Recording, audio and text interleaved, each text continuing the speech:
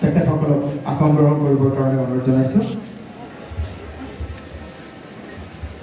ইয়াৰ পিছতে আমি সম্বৰ্ধনা জনাব বিচাৰিছোঁ। উপস্থিত আছে সভাৰ উদ্দেশ্য ব্যাখ্যা। সভাৰ উদ্দেশ্য ব্যাখ্যা দিনমণি মহন্ত। প্ৰেক্ষাগৃহৰ মাজতে আগবাঢ়িবলৈ আমাৰ বিধায়ক মহোদয় ফিতা কাটিছে। আমি তেখেতক প্ৰেক্ষাগৃহৰ ভিতৰত প্ৰৱেশ কৰিবলৈ আমি অনুৰোধ জনাম।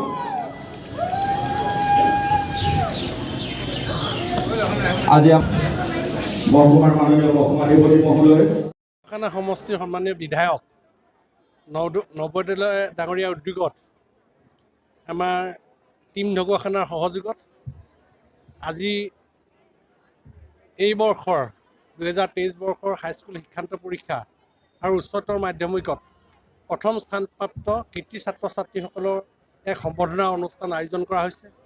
আজি এই অনুষ্ঠানত ঢকুৱাখানা এই সমষ্টি আমাৰ ঢকুৱাখানা ঘিলামৰা বগীনদী ব্লকৰ প্ৰায় 1900 কৃতি ছাত্ৰ ছাত্ৰীক সম্বৰ্ধনাৰ ব্যৱস্থা কৰা হৈছে।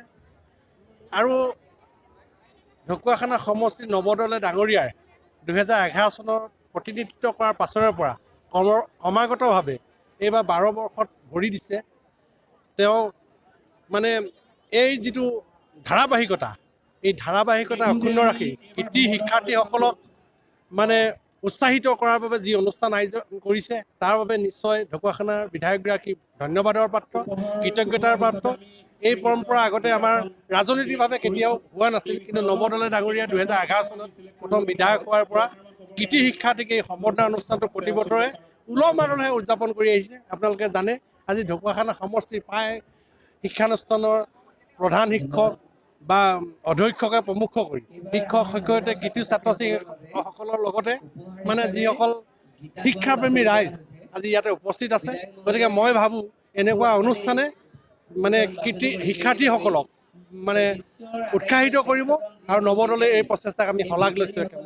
হয়, আজি ঢকুৱাখানা বিধানসভাৰ সমষ্টিৰ মাননীয় বিধায়ক মহোদয়ৰ উদ্যোগত অনুষ্ঠিত কৰা এই বিশেষ অভিনন্দন অনুষ্ঠানত আমাক আমন্ত্ৰিত কৰি এনেদৰে ভৱিষ্যত জীৱনত আগবাঢ়ি যাবলৈ উৎসাহ আৰু প্ৰেৰণা যোগোৱাৰ বাবে আমি যথেষ্ট আনন্দিত হৈছোঁ।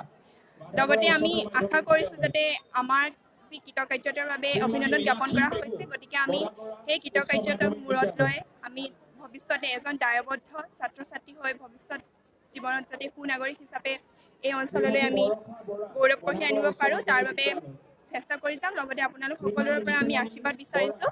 ধন্যবাদ।